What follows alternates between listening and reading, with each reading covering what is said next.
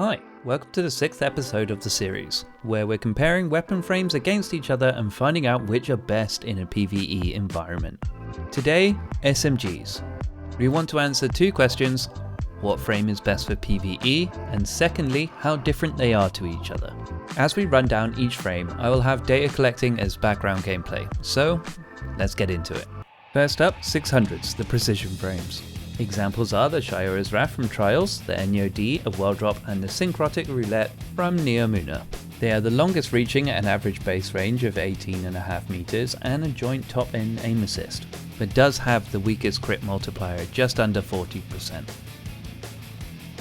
Next up, the 750s, the aggressive frames. Popular examples being the Immortal from Trials, the No Survivor from the Shadow of the Deep Dungeon, and the Rapacious Appetite from the Sonar Station in the Helm.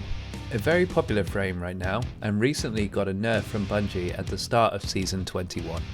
But even with that nerf, they are still very powerful. Moving on to the 900 adaptive frames. Examples being the Pizzicato 22, which is a world drop, the Bug Out Bag from the Sonar Station in the Helm, and the Hero's Burden from Iron Banner.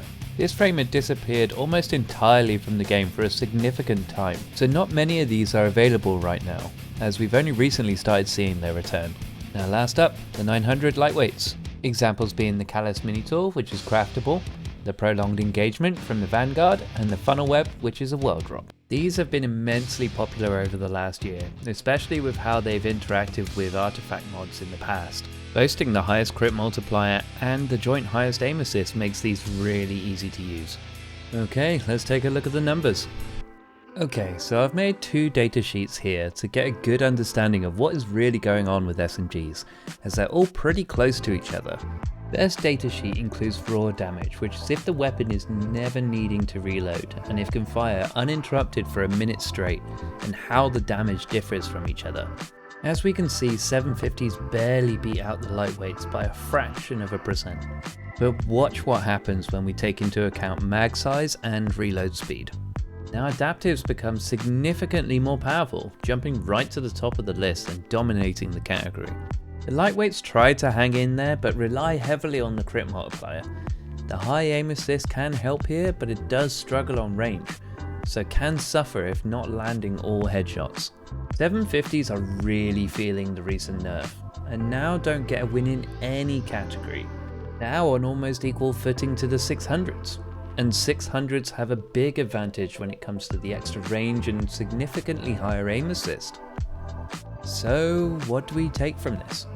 900 adaptives, now they're coming back, are the strongest frame for SMG in PvE right now.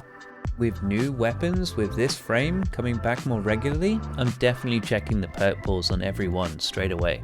All the other frames are not embarrassingly badly behind either. So this puts the 600s back on the menu in my eyes if they can match the performance of a 750, as long as they get a perk combination I find interesting. Lightweights are an interesting one for me now, as I'll be more conscious when using them that if I'm not predominantly landing headshots, they become the worst of the SMGs. So if I'm struggling due to range, I might swap out to another option. So what do you think? Is there an SMG you've been favouring right now?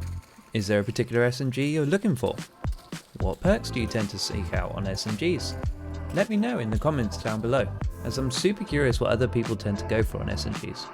I'll be reading and responding to everyone there, so be sure to let me know your thoughts. This is the 6th episode of this series right now, so we've covered nearly all the primaries, with only bows left to go. So if you want to catch up on some of the prior weapon types, check out the playlist as everything is in there. At the end of the series in a few weeks, I'll be making a PvE primary sandbox meta video, breaking down the optimal weapons for all the different ranges, and can say already from the data that I've collected so far, it's gonna really showcase how strong some weapons are, and how some weapons really do need some help. After that, I'll be starting a new series, maybe covering specials in the same way that I've done with primaries so far. Or maybe research how particular weapon perks behave. I don't know yet, haven't decided. A like on the video would be much appreciated, and subscribe to keep up to date with the new content as it goes out. Either way, thank you for watching, and remember, never let your tea go cold. Peace.